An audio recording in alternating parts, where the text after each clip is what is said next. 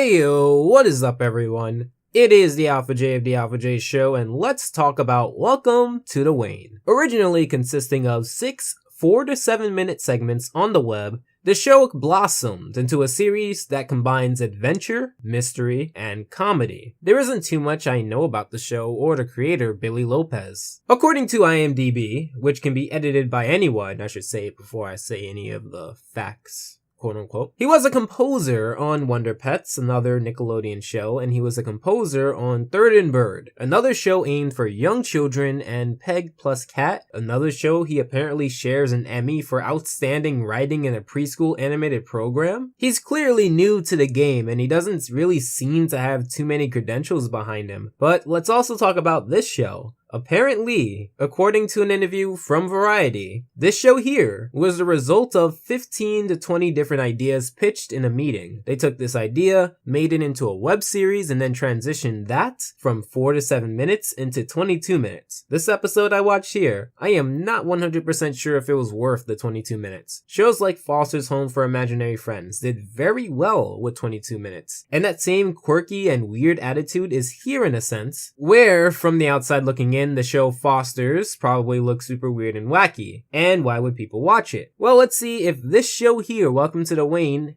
answers that. Huge shout out to this art piece here for my art shout out of the video. It's very well done, and the artist was ever so generous to give me permission to show you guys. Also, these comments here, I really do appreciate all the comments, you guys. I have just passed the threshold of not being able to respond to all of the comments, as the rate they're coming in is faster than the rate I'm able to actually read and reply to them. But I at least read all of them, as I get notifications off of my phone. But let's get into the episode. We start off with a pretty decent introduction to the show. It isn't spectacular or amazing, and I'm sure you've probably seen or heard of the song before if you've been around Nick when they were hyping the show. We start off with this character here, Ansi, voiced by the same person who voiced Manny from El Tigre. You probably noticed two things: the art style, and how this is your big wacky place, like in shows like Wayside, Foster's Home, and Gravity Falls, which I will get to at the end of this review. The art style is something I'm either going to end up flat out not liking or appreciating over time. So Ansi here talks about how Wayne is weird, and no one seems to notice all of the weird stuff that goes on. But the episode doesn't take a deep or dark approach to it. It's actually fairly calm and comedic here. A weird alien creature takes his book, and he will be important to the story later. If I can compare this style to anything, it comes across a lot like Bob's Burgers, in the sense of the comedy is there, but it isn't really in your face, and they tend to focus a lot more on the story. Speaking of Bob's Burgers, if you know Gene, I want to show you his long lost cousin. But before that, we also meet this guy, Professor Jonah Bishop. Feel free to not remember his name, as he only comes up a few times in the show, and for a subplot that really goes absolutely nowhere. Ansi meets Olly. His name is Olly. And Saraline. These two are the Timbers who do a lot of weird stuff in this weird place. This is breaking and entering. I resent that. Entering maybe, but never mind. Ansi, if you want to help us investigate this place, you've got to be ready to go on a mission at any time. That's what Team Timbers is all about.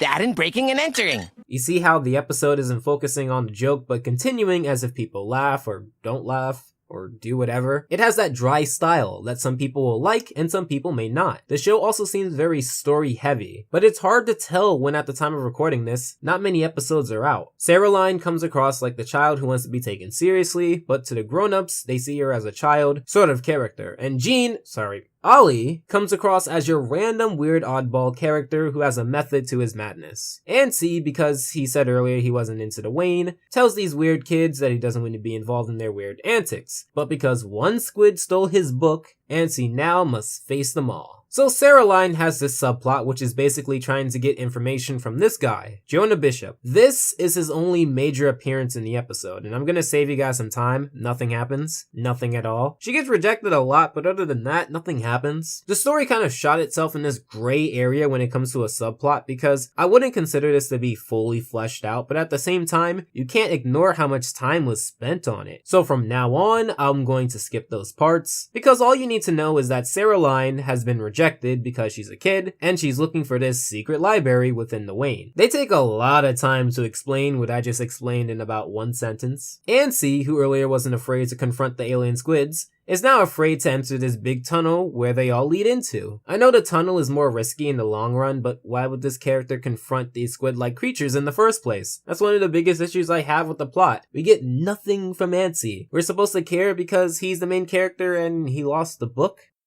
Oh no. Even after watching, I had to ask myself, would I watch another episode of this? Honestly, me personally, I would, to give it a fair shake, but like, if I was a kid, a child, and there was other shows on, I don't know. I don't think this pilot is doing well with the idea of reeling people in. I'm sure, and I want to say this now, that maybe later episodes are great, and I will continue to watch, but for now, I'm not sure. They enter this big monster hideout and we get another joke which is really few and far in between. For a Nickelodeon show anyway. Well, if it isn't little John Keats. Here to join your friends? What'd you do with my book? Sell it for krill money? Real nice. Yeah, that joke was squidgest. I know they're trying to build Ansi as this complex character, but let me show you some other characters in animation who turned out to be quite the complex person. You have Dipper from Gravity Falls, who in the beginning was very skeptical, and kept this aura of being a smart but practical guy. I actually reviewed that particular pilot, Torch Trapped, in this Versus video I did with Steven Universe as well. Steven from Steven Universe started off being very bubbly, but also very passionate about what happens around him and kept this aura of being very positive. Gumball from The Amazing World of Gumball was very adventurous and hyper and kept this aura of being very curious. Ansi does not have this root trait that I want to find in this episode. Or if he does, that word must be complex, as he's turning out to be just that, kind of in this gray area, you know? I personally thought he was going to be that easily nervous one, but then he'll confront the alien squid and do what he did in the clip I played earlier. I thought he was going to be the skeptical one, but later in the episode he doesn't really stick to that. But this is a heavy theme, I suppose, so Ansi is just Ansi, and that's not a good thing, at least here. So we get a very uninspired Spy A and Spy B. I wonder if it's part of this complete breakfast. Careful. That gas is more powerful than you could possibly imagine. I know they're trying to do the whole serious and monotone bit, but they don't come across as scary in the slightest. Just tired. You tired, man? I mean, you can go take a nap. We can keep the recording on. You can come back and re-record your lines, you know? But what if that was the final battle, you know? Just them going to take a nap and then they're all better? That'd be a great twist. Put him away.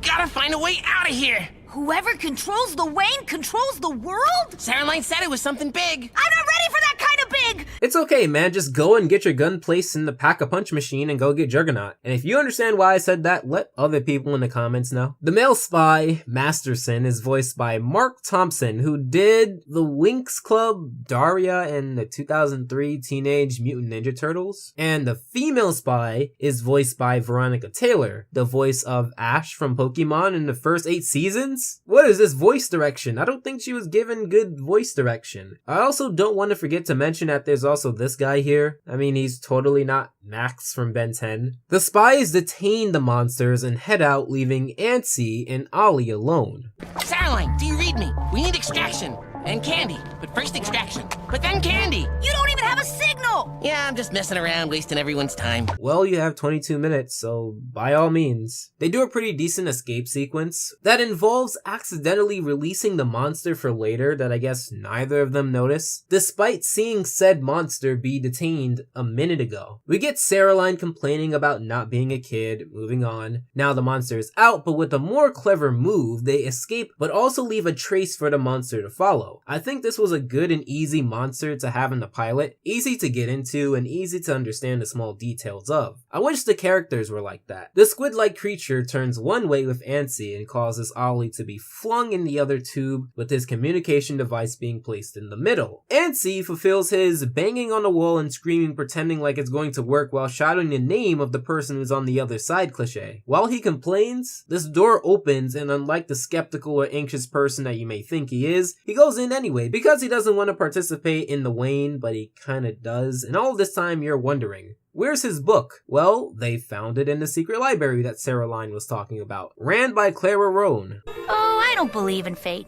I make my own choices. And I make my own mayo, but that doesn't mean I lay the eggs that go in it. Well, you're no spring chicken. And you're pretty sharp for a toothpick. There he is again with a snide remark. He is definitely an inconsistent one in this pilot, but we do hear some development with his character. His father moves around a lot and libraries feel like home to him. I guess that's something, right? So Ansi finds this random person or creature doing something, which I'm sorry if that's vague, but this show tends to be vague because mystery. Olly meets up with Saraline, who's given up and tries out the kid life. We're kids, but we're also Team Timbers. And we've got responsibilities to the Wayne and to each other. I guess it hits all the marks that it needs to, and we're starting to get into the final act of this episode. The kids are off to find Ansi, Ansi is off to figure out how to defeat the Sleepyhead monster here, and Sleepyhead is on the loose with the scent of Ansi as his guide. So Ansi becomes a lot quicker to the punch, having a plan of letting the monster build up and eat until he reaches the limit and explode. The sequence here is actually really good, and I think it's the only one that felt pretty cool to see, but even then, they don't really play up the whole exploding factor enough in my opinion. Saraline finally fulfills her role, immediately being better here than in her kinda subplot from earlier. The monster explodes and... I'm still not sure if I belong here. You guys fight spies, blow up monsters. I'm into hand sanitizer and reading poetry. I thought we were going to get a lot more of the skepticism, but we didn't. There was a little in the beginning and now this. Yes, he was doing this for the book, but this seems a little too paint by numbers for my taste. Yes, if you watch cartoons before, he's supposed to say that, but it doesn't make me feel any more entertained. But because pilot, he accepts anyway because remember that small piece that was taken from the archives in the library? Well, turns out that that piece had Ansi's name on it, so of course he's staying in the Wayne now. We get a last shot of the Sleepyhead monster growing back and having wings, and that was Welcome to the Wayne, Rise and Shine, Sleepyhead. The episode was pretty decent. When looking at all the other shows out, I kind of fear that this may be overshadowed. It may be too early to tell, but this episode in particular is supposed to be the first impression, and unless Nick throws a lot of money towards this show, which is unlikely, but possible, this may end up being another straight to Nicktoons flop. It has nothing horrible in the episode, but it also has nothing good in the episode. I don't necessarily care less about the characters, but I don't care enough to want to know when the next episode is on. The art style, while unique, is not something I'm sure I can really stand looking at for a long period of time, especially with this whole 22-minute deal. I know before I complained about a lot of Cartoon Network shows running the risk of looking very similar, but that doesn't mean I just want anything different. I know beggars can't be choosers, but shh! Let's get on to the Gravity Falls comparisons. Apparently this is similar because it's two mystery-solving siblings who are close but not too close. There is books containing secret lore, they're in a place that's full of mystery and magic, and the common public don't know. The smart sibling is wearing a baseball cap, and they're named after trees. Honestly, if this show took any inspiration, maybe it should have had a lot more to do with the characters interacting more and less on the mystery, adventure, shock, thrill, because for 22 minutes, you need something else, or else you're gonna get these slow moments that don't really amount to much, even if it is to calm down the audience, quote unquote. Honestly, since this is the pilot, I wouldn't say that this show is going to be like this all the time, but I feel like it has a lot to grow. Maybe midway in the season, things pick up, but for now, I think it's pretty okay. Not too bad, but not really good. I do recommend you guys check it out and see if you may like it. Maybe you may like it more than me, or maybe you'll let me know how you love the show in the comments below. Before alien squids bust down my door and steal my books, make sure to follow me at The Alpha J Show on Twitter and all of my other social medias in the description below. If you have a request, make sure to leave it on that particular video, which is in the description below. You just click on that link and leave a comment on that video, not this one. If you really like this video, I highly suggest my Cold Lyoko review for another story-driven show review, or my main reviews that just binge watch in general. Make sure to subscribe and feel free to consider my Patreon. As always, I hope your time is well spent, and Alpha out.